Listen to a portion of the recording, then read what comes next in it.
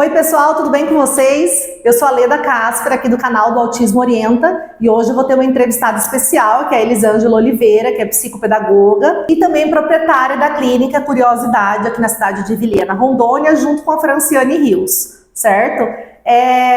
Eu vou deixar depois a própria Elisângela se apresentar um pouquinho do currículo dela para vocês, mas antes eu queria aproveitar essa oportunidade para explicar um pouquinho mais do objetivo e o nome do canal, né, que é Autismo Orienta.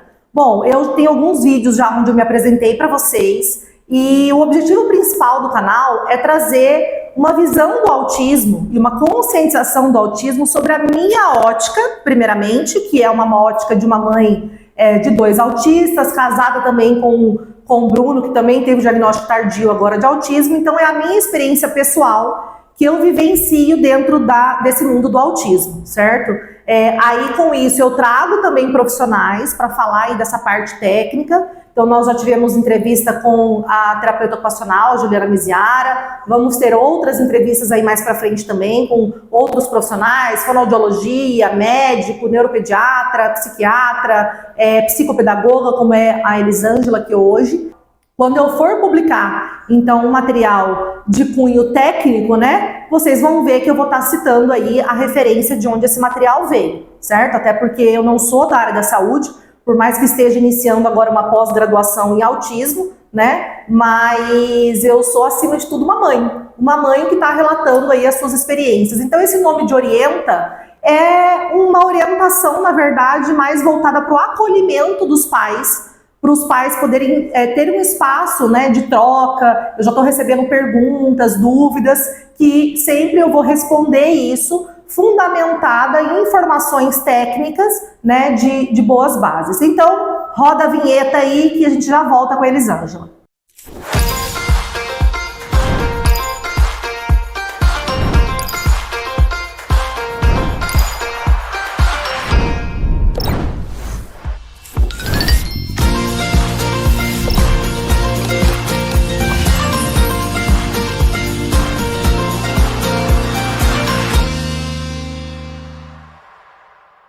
Bom, estamos aqui de volta e agora eu vou passar aqui para a Elisângela poder se apresentar um pouquinho mais, apresentar um pouco da formação dela.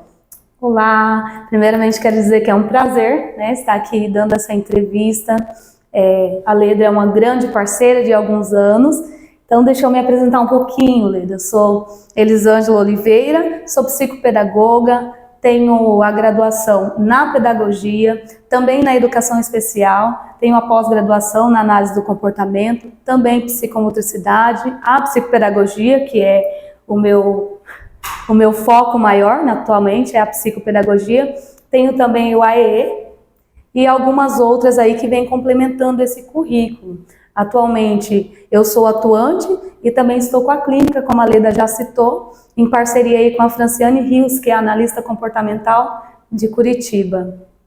Ah, muito bem, Elisângela. Aqui eu vou até aproveitar, né? Os meus filhos fazem o acompanhamento todo deles aqui na clínica. Então, eu e a Elisângela, a gente já se conhece aí do atendimento dos meus filhos há já um pouquinho mais de um ano. Então eu vou puxar um pouquinho de sardinha para a clínica, né? Depois a gente vai colocar o Insta da clínica aí para vocês. Vou falar de novo se possível. Então, para quem não sabe, os meus filhos são atendidos aqui na clínica, né? Com a supervisão aí da Fran e da Elisângela. E tem diversos profissionais, depois eu vou colocar aí o Insta da clínica para vocês conhecerem. Então a clínica tem em Curitiba e aqui em Vilhena, Rondônia, certo? Então, Elisângela, eu queria começar perguntando para você, explica um pouquinho para as pessoas o que é a psicopedagogia dentro da pedagogia, porque pedagogia é a formação base, certo? Mas o que a psicopedagogia vem trazer a mais além da pedagogia? Ótimo. Leda, essa é uma pergunta que muitas pessoas fazem, né? Então, já começando aqui, não é a psicopedagogia dentro da pedagogia, né? Ela é fora da pedagogia. Porque a pedagogia tradicional ela vai trabalhar o currículo. Nós temos, né, cada série ali tem o seu currículo a ser alcançado. Então, os professores, os pedagogos, eles estão aptos ali na pedagogia a fazer essa formação lá na escola. A psicopedagogia, ela já vem com uma vertente muito grande, né? Se você for pegar ali o início da história da psicopedagogia, ela vem lá da psicanálise, depois pega ali a neurociência. Então, o psicopedagogo, ele vai muito além da pedagogia, porque ele consegue avaliar, ele consegue intervir em habilidades que muitas vezes a pedagogia não nos deixa por estarmos limitados apenas ali àquela base curricular. Então é bem diferente. O psicopedagogo, ele é clínico, né? Ele vai muito além do currículo escolar. Aqui pega várias habilidades atencionais, pedagógicas mesmo. Abre um leque muito grande quando você vem para a psicopedagogia dentro do ensino e aprendizagem de qualquer pessoa. Há uma discussão atual dentro dos planos de saúde sobre essa questão do plano de saúde, se ele paga a psicopedagogia ou não, né?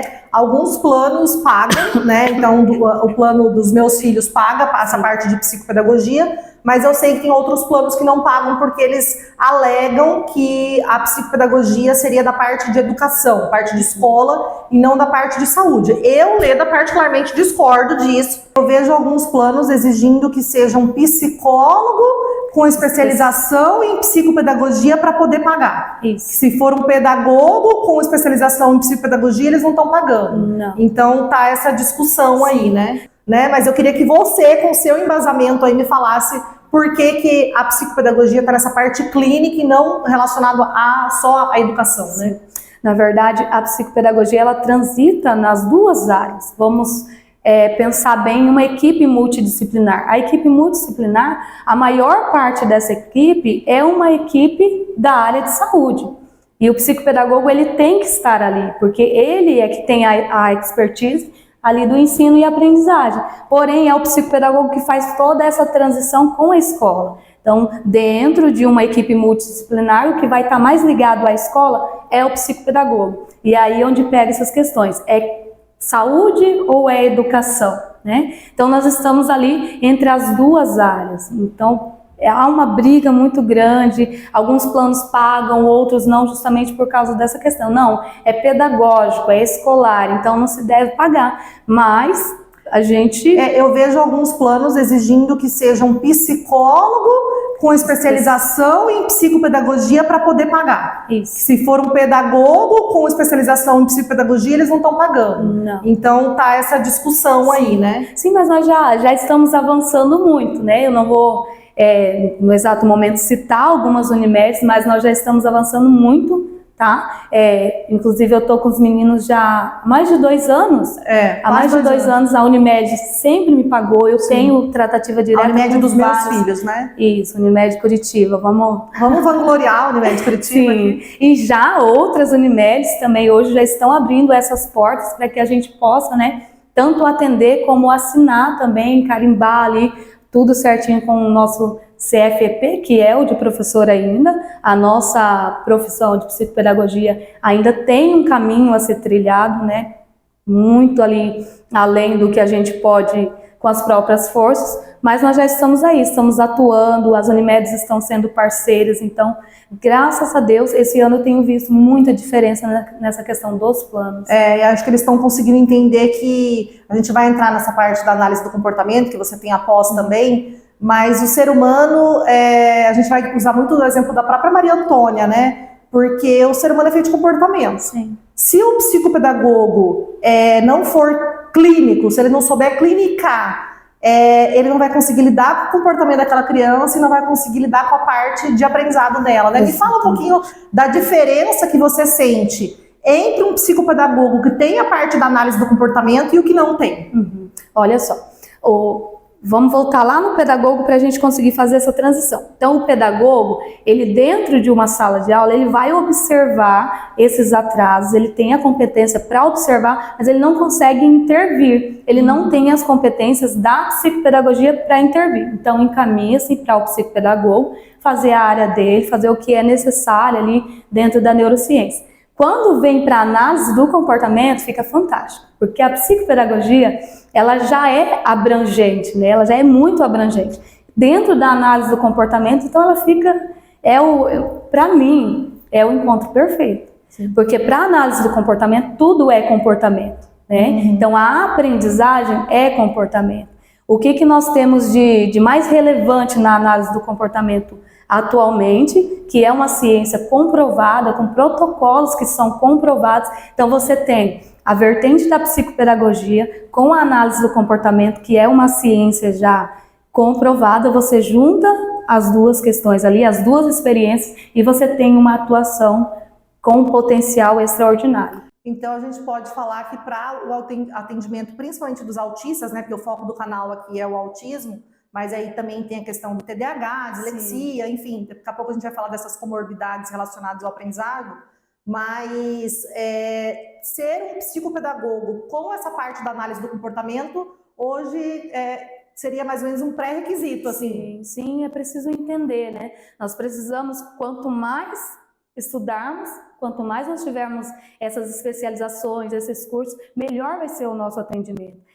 Eu tenho uma visão de quando eu iniciei só com a psicopedagogia, para hoje, é muito além, assim, de simplesmente um currículo. Você precisa ter um manejo, você precisa entender aquele comportamento, entender aquele diagnóstico, para você fazer um bom planejamento e conseguir chegar no objetivo, que é o mais importante, né?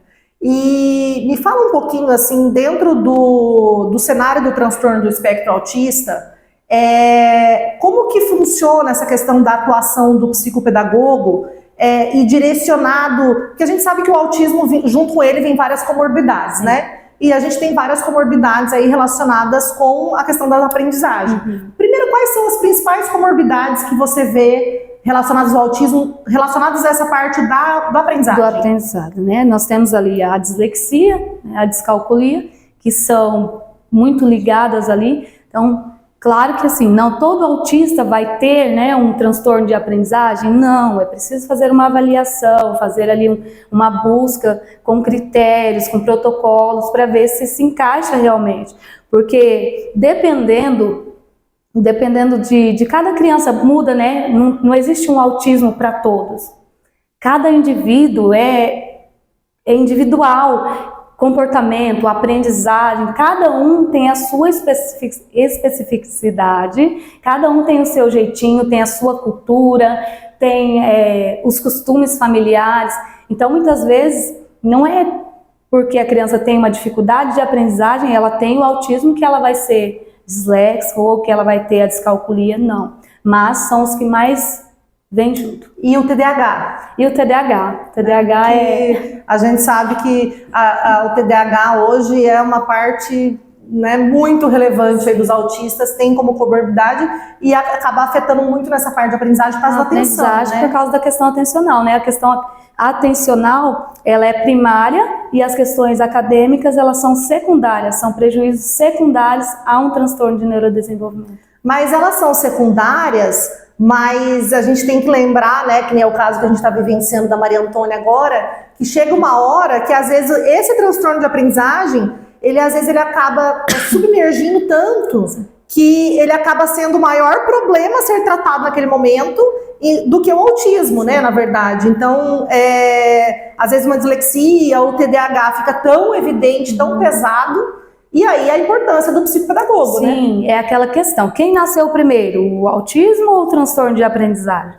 Então, em determinados momentos, o autismo vai estar ali totalmente, vamos dizer assim, minimizado, e o que vai sobressair vai ser o transtorno de aprendizagem. E aí é a importância de toda a equipe. Então, os comportamentos, as questões do autismo estão ali minimizadas, a criança está estabilizada, ela está reguladinha, e aí a gente consegue trabalhar melhor essas questões de aprendizagem, aí onde o psicopedagogo entra e trabalha as questões ali focadas, né? São intervenções focais, a gente chama de intervenções focais, que aí você foca na aprendizagem, você vai focar agora só nesse transtorno de aprendizagem e não em todas as outras questões, todos os outros prejuízos que num determinado momento, né? Vamos pensar aqui num cenário de uma criança que tenha comportamentos, que tenha outros prejuízos. Esses prejuízos, sim, quando eles são sanados e fica ali mais evidente um transtorno de aprendizagem, então a gente faz uma intervenção focal, a gente foca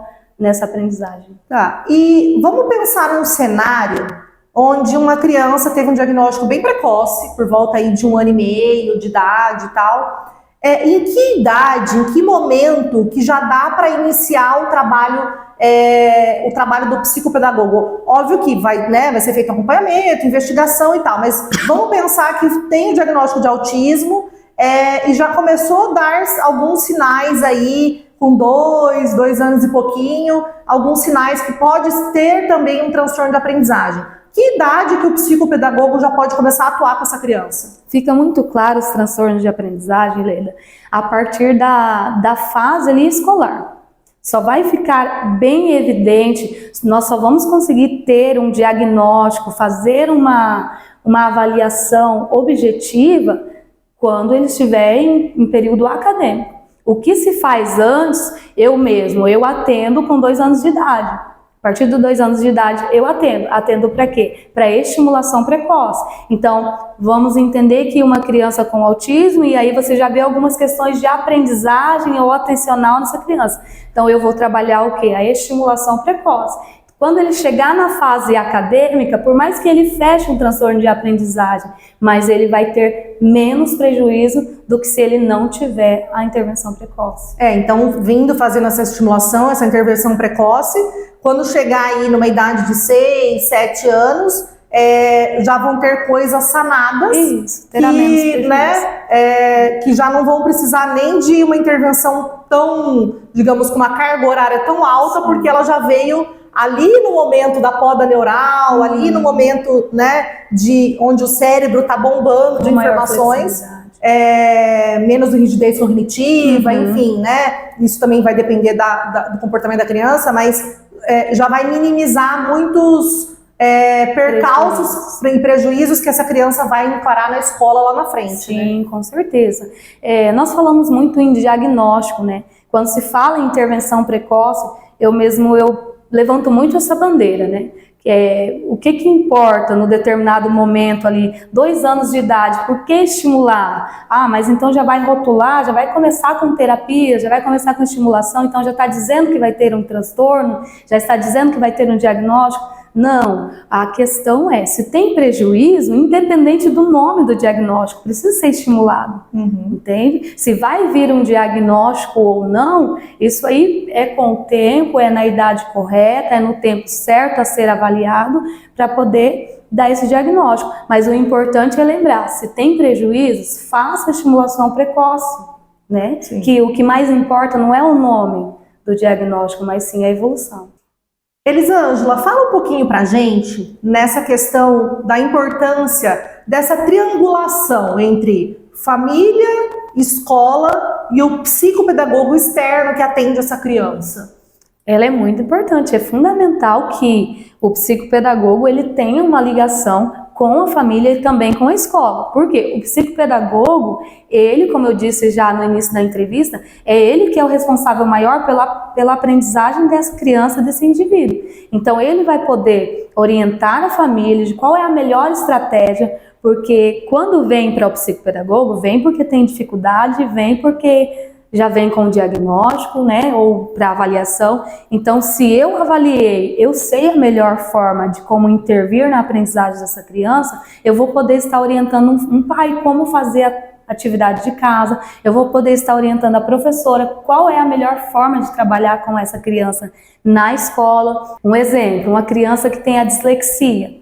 A melhor forma, a forma mais tradicional conhecida fazer, ao invés de fazer com a leitura e a escrita, uma pessoa faz a leitura, no caso, a professora faz a leitura e a criança vai responder oralmente. E o disléxico, ele vai muito bem quando é feito dessa forma, O TDAH também, quando tem um prejuízo muito grande na aprendizagem, ele é muito bom ali na verbalização das respostas, mas muitas vezes ali a questão motora, a agitação motora, o impede de escrever. Então, o psicopedagogo, ele consegue dar esse auxílio, tanto para a família, quanto também para a escola. Você estava falando da questão motora, eu estava lembrando do dia que eu estava conversando com a TO, com a terapeuta ocupacional, que a maioria dos autistas tem essa dificuldade na psicomotricidade, na coordenação motora fina. E isso vai afetar diretamente o trabalho lá na escola, na hora de uma escrita, Então, essa multidisciplinaridade, então não só escola, psicopedagogo, família, mas enfim, com toda a equipe multidisciplinar, né? Com toda a equipe. Vamos aproveitar para fazer um jabá da clínica. Você fala aqui pra gente quais são todos os profissionais que vocês têm aqui na clínica, na Curiosidade.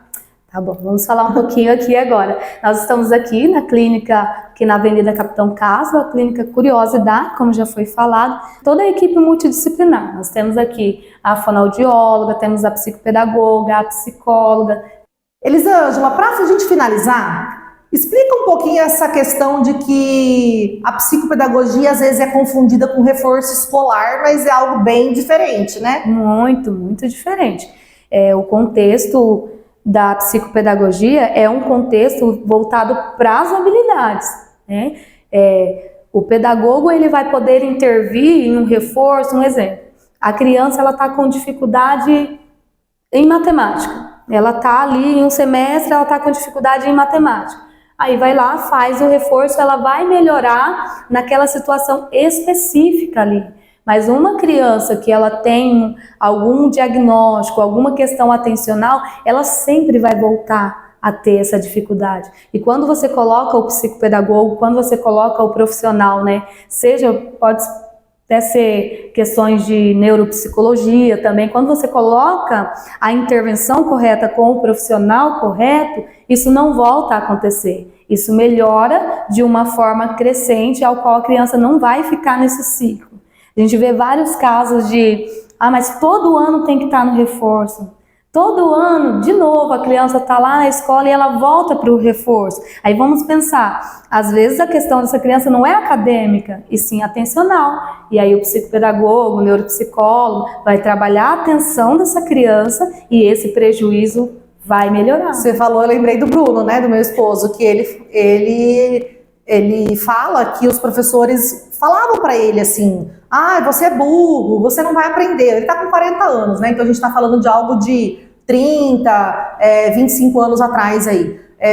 Você é burro, você não vai aprender, você não vai dar nada na vida. Isso são professores que falavam isso para ele. Ele ficava de recuperação, final, exame, todos os anos, sempre, né? Segunda época, falava, né? Naquele período lá chamava de segunda época também e tal, quando virava o ano para ficar lá, ou depois para conselho de classe. Mas porque hoje a gente sabe que do diagnóstico de autismo dele, mas essa parte que mais pegou, na verdade, foi a parte do TDAH, né? Porque o TDAH dele é bem intenso e é um perfil misto, desatento com hiperativo. Então, que eu acho que eu que convivo com TDAHs, eu acho que um dos mais difíceis de convivência ali no dia a dia, para mim, é o misto, porque quando ele tá numa coisa ali que ele tá fazendo, você chama, não te responde.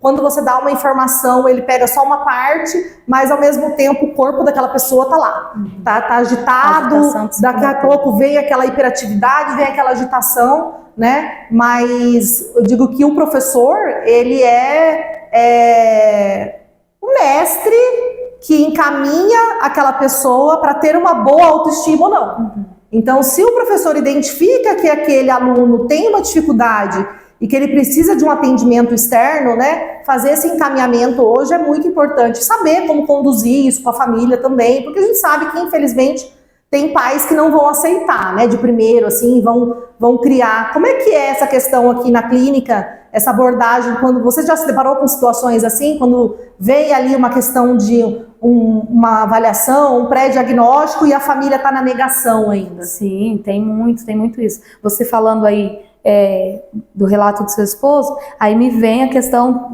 da dislexia. A dislexia, ela sempre apresenta uma baixa autoestima nas questões acadêmicas. Então, aí você precisa do conjunto, o psicopedagogo para trabalhar as habilidades ali acadêmicas, e aí você precisa de um psicólogo para trabalhar o emocional dessa criança, porque aquilo já está tão difícil para ela, gera um esforço tão grande que, dependendo do manejo que é feito na escola, dependendo da forma que o professor aborda essa necessidade do aluno, o prejuízo emocional é muito grande. E aí nós temos dois problemas, né? Sobre a questão da família estar ali na retaguarda, tem muitos, né? Alguns passam por um luto, outros não querem nem chegar a passar por esse luto, e a gente tem essa dificuldade sim. Eu acredito que vai muito da cultura de cada um, mas vale muito você ter tocado nesse assunto, porque é bem importante.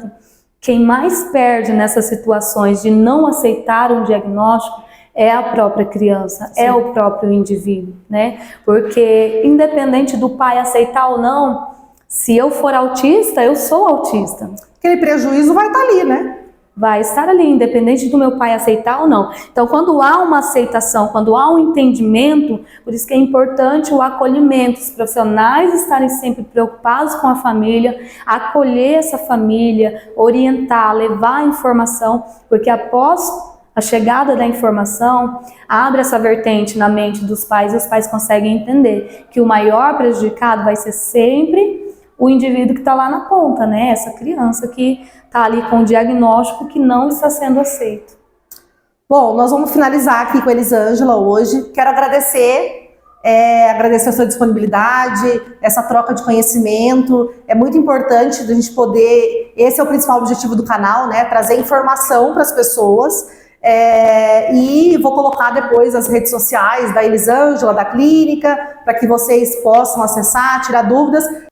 Sigam a gente aí no canal, tanto no Instagram quanto no YouTube, né? Compartilhem os vídeos, porque a gente sabe que hoje você pode não estar relacionado ao autismo, mas possivelmente amanhã, né? Com o aumento de diagnósticos, com a crescente de mais pessoas dentro do transtorno do espectro autista, você pode ter o teu filho ou você mesmo convivendo no ambiente com autismo. E essa conscientização traz esse melhor entendimento da neurodiversidade.